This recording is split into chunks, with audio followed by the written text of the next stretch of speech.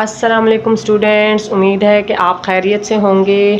جی آج ہم اپنی دوسری نظم نعت کے شاعر مولانا ظفر علی خاں کا انٹروڈکشن یعنی تعارف پڑھنے لگے ہیں، جو کہ آج ہمارا لیکچر نمبر 1 ہوگا، یعنی کہ دوسری نظم کا لیکچر نمبر 1 ہوگا۔ تو سب سے پہلے بات کرتے ہیں ان کی تاریخ پیدائش کے حوالے سے۔ یہ 1874 میں پیدا ہوئے ہیں، 1957 میں انہوں نے وفات پائی ہے، اور کل جو ہے یہ 83 سال ان کی عمر رہی ہے۔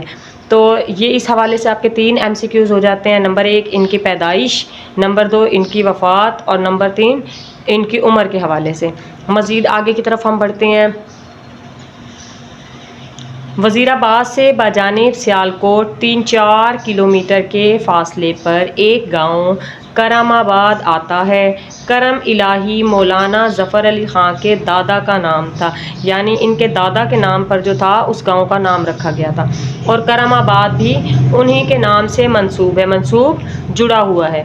کرم آباد کے قریب ہی ایک چھوٹے سے گاؤں کا نام کوٹ مہرت ہے، جو مولانا ظفر علی خاں کی جائے ولادت ہے۔ اب کرم آباد کے پاس ایک چھوٹا سا گاؤں مزید ہے کوٹ مہرت، جو مولانا ظفر علی خاں کی جائے ولادت ہے، یعنی وہاں مولانا ظفر علی خاں کی جو ہے وہ پیدائش ہوئی تھی۔ ان کے والد کا نام سراج الدین احمد تھا، جو محکمہ ڈاک میں پوسٹ ماسٹر تھے۔ اب محکمہ ڈاک کا جو محکمہ ہے پوسٹ آفس والا، وہاں پر یہ پوسٹ ماسٹر تھے، یعنی خطوط جو ہیں وہ پہنچایا کرتے تھے۔ آپ نے ابتدائی تعلیم mission high school Wazirabad, matric government high school Patiala, اور گریجویشن MAO کالج علی گڑھ سے کی۔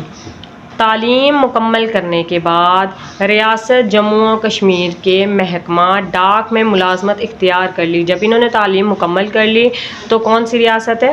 جموں و کشمیر۔ وہاں پر آپ نے بھی محکمہ ڈاک میں ملازمت اختیار کر لی، کیونکہ آپ کے والد بھی یہی کام کرتے تھے، مگر جلد ہی اس ملازمت کو خیر باد کہا چھوڑ دیا، اور حیدرآباد یعنی کہ دکن میں ملازمت حاصل کر لی۔ یہ جو حیدرآباد ہے یہ انڈیا کا حیدرآباد کی بات کی جا رہی ہے، یہ پاکستان کا حیدرآباد کی بات نہیں کی جا رہی، اس لیے یہاں شو کر دیا ہے کہ دکن میں جو حیدرآباد ہے۔ سراج الدین احمد ملازمت سے سبکدوش ہو کر کرم آباد میں مستقل طور پر آ گئے۔ سبکدوش ہو کر ذمہ داری سے فارغ ہو کر یا اپنی نوکری کو چھوڑ کر سراج الدین جو ہے وہ کرم آباد میں مستقل طور پر آ گئے، تو انہوں نے ایک انوکھے کام کا آغاز کیا اور اردو زبان میں اخبار زمیندار نکالنا شروع کیا۔ جی سراج الدین کون تھے؟ ان کے والد تھے۔ تو ان کے والد جو ہیں انہوں نے اپنی جاب چھوڑی اور انہوں نے واپس آ کر کیا شروع کیا ہے؟ اردو زبان میں ایک اخبار زمیندار نکالنا شروع کیا ہے، جسے وہ گرد و نواح کے زمینداروں کی رہنمائی کے لیے اپنے ہاتھوں سے لکھتے تھے اور ان کے ڈیروں پر پہنچاتے تھے۔ یہ کافی مشکل ترین کام تھا، لیکن انہوں نے کیا کس لیے؟ تاکہ زمینداروں کی جو وہ رہنمائی کی جا سکے وقت کے حساب سے۔ مولانا ظفر علی خاں حیدرآباد دکن سے ترک ملازمت کر کے کرم آباد آ گئے۔ ترک ملازمت چھوڑ کر، اور بڑی تندہی سے ان کا ہاتھ بٹانے لگے۔ تندہی، پوری محنت، پوری توجہ کے ساتھ۔ کچھ ہی عرصے بعد وہ زمیندار کو لے کر لاہور آ گئے اور اخبار چھاپ کر شائع کرنے لگے، یعنی وہ جو رسالہ یا وہ جو اخبار جو انہوں نے کرم آباد میں شروع کیا تھا، اب اس کو لے کر وہ جو ہے لاہور آ گئے اور وہاں سے باقاعدہ پرنٹنگ کا کام شروع ہو گیا۔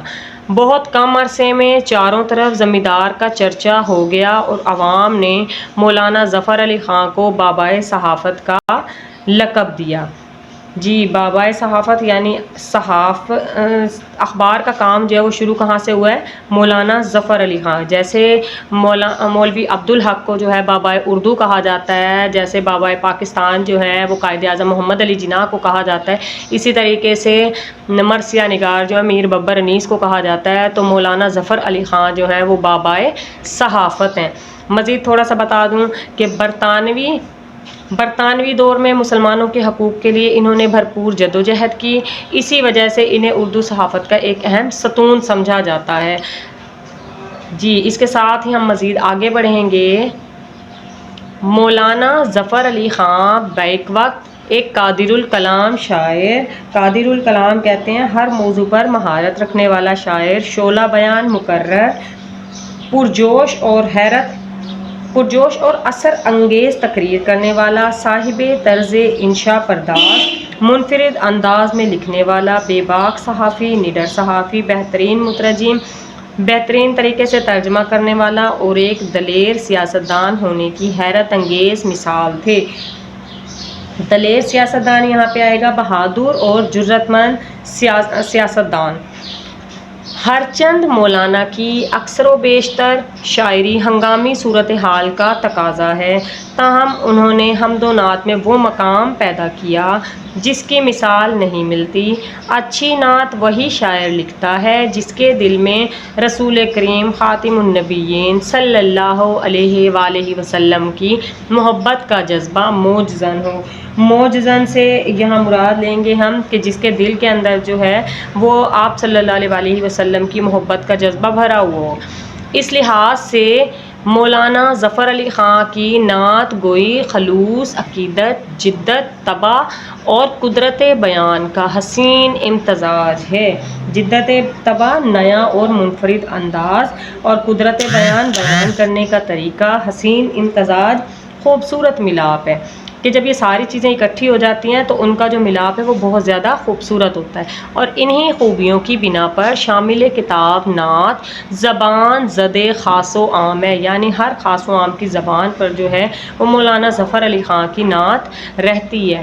اچھا جی، اس کے ساتھ آپ نے جو ہے ہم نے جو یہ مولانا ظفر علی خاں کا پورا تعارف پڑھا ہے، اس کے آپ نے کم سے کم 12 سے 15 MCQs اسی میں سے بنانے ہیں، جیسا کہ اوپر میں نے آپ کو بتایا تھا کہ ان کی پیدائش کے حوالے سے، وفات کے حوالے سے، ان کی عمر کے حوالے سے، ان کے گاؤں کا نام، ان کے والد کا نام، دادا کا نام، اور اسی طریقے سے انہوں نے جو ملازمت کی یا ان کے والد نے ملازمت کی، جیسا کہ یہ اخبار نکالا، اس حوالے سے نا آپ لوگوں نے اپنے 12 سے 15 MCQs خود بائی ہینڈ بنانے ہیں، اور پھر اس کے بعد جو ہے ہو سکے تو اس کا ایک اسکرین شاٹ جو ہے آپ وہ مجھے شیئر کر سکتے ہیں، تاکہ اگر کوئی غلطی کمی بیشی ہوگی تو میں آپ کو گائیڈ کر پاؤں۔